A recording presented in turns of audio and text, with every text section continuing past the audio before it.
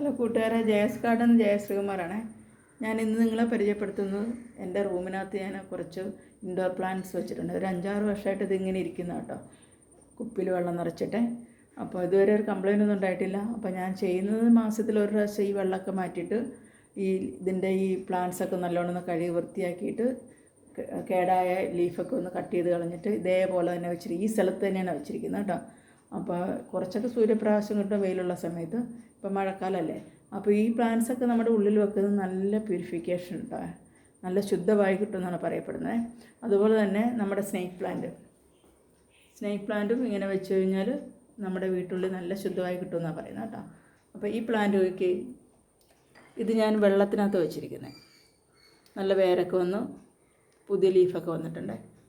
ഇതൊരു bamboo type പ്ലാന്റാണ്, ഇതിനും വേര് വന്നിട്ടുണ്ട്.